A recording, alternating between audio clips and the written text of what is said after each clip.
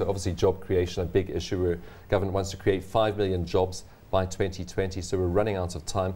How can you assist with this? Well, definitely. I want to believe that it isn't a coincidence that successful economies happens to be economies that have large populations.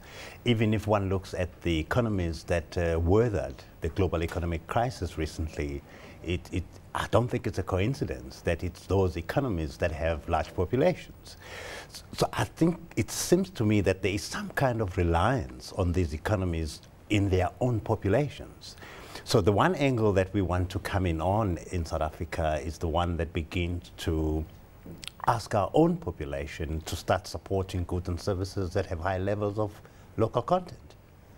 And of course, sometimes that local content is a lot more expensive to produce than imported content. So how do you, in a country where you have lots of people on the breadline, lots of people below the breadline, how do you get them to support South African goods when they can buy cheaper imports? Well, that's a huge challenge that we face right now, because of course people naturally would choose to support things that are made just in their own backyard. But when you bring in the price, then you have a major challenge. What we are going to be trying to do, difficult as it may sound, is to ask our people to be prepared to pay the premium for goods and services that are made in this country. Those that can afford to. Those that can afford to, because that in itself is an investment to the future of this country.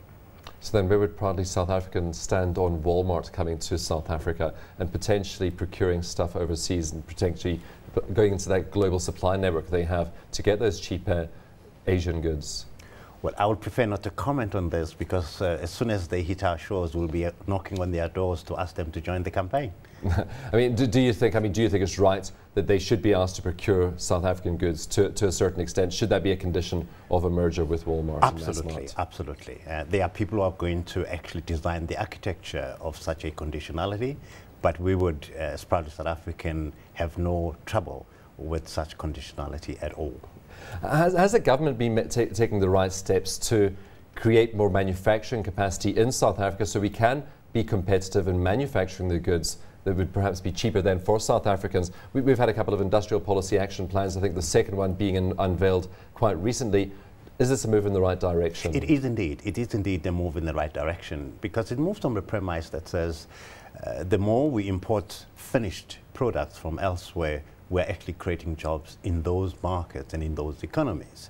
But by building our own competitive industries in South Africa and our own capacity to produce these things, it begins to help us in terms of pushing the economy, the domestic economy, in the right direction. So the Industrial Policy Action Plan is in the right spot, and it also now is complemented by the New Growth Path, which looks specifically in terms of what are the things that we need to do as a country if we are to create these 5 million jobs in 2020. How about other legislation, though, like labour legislation? Because many are saying that it is too rigid, that our labour is too expensive, and we can't compete with countries like China when we do have minimum wages. And of course, you would like a minimum wage because you want people to be recompensed for what they do.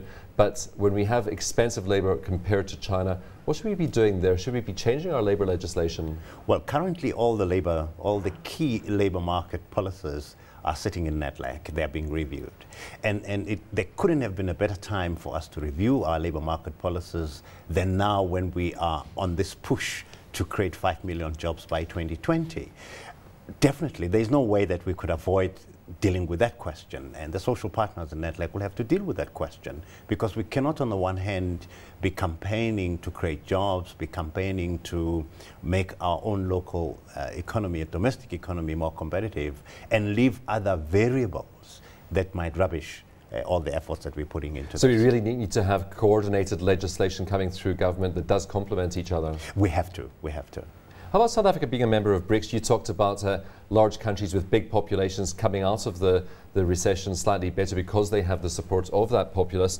Do you think being a member of BRICS is going to help South Africa and perhaps assist with job creation, that we can take a leaf out of some of their books? Absolutely. I think one must congratulate South Africa for being admitted into BRICS, because that presents an excellent platform for us. Because if you look at some of the countries that are in BRICS, are countries that are our trading partners, and indeed are also countries that are developing. happening. And potential competitors. Absolutely, potential competitors. So there's a lot that we could learn from there. There's a lot that we could leverage out of our membership of BRICS. I mean, everything. I mean, you look at the state of the WTO, I mean, everything is done in blocks. It's alliances that are beginning to shape the agenda of the WTO.